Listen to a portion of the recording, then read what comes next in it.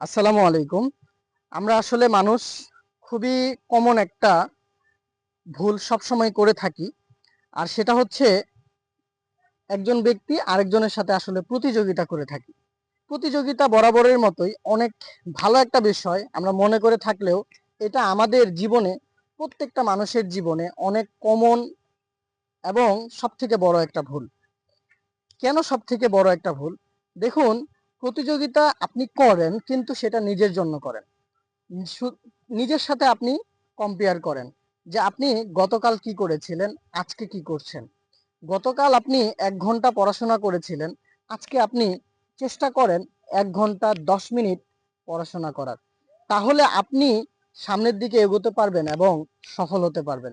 কিন্তু আপনি যদি একজন ব্যক্তি কে কি করলো, কে কতটুকু পড়াশোনা করলো, কে দৈনিক কত টাকা ইনকাম করলো, কে কি কিনলো, এইসব জিনিস নিয়ে যদি আপনি চিন্তা করেন, তাহলে আপনি কিন্তু কখনোই আপনার যে কাঙ্ক্ষিত জায়গাটা, সেই জায়গাটাতে আপনি পৌঁছাতে পারবেন না। দেখুন, একটা গাছ কখনোই একদিনে কিন্তু বড় হয়নি। এই যে এদিকে দেখতেছেন কতগুলো গাছ, আমার আশেপাশে অনেক ছোট বড় বিভিন্ন সাইজের গাছ রয়েছে।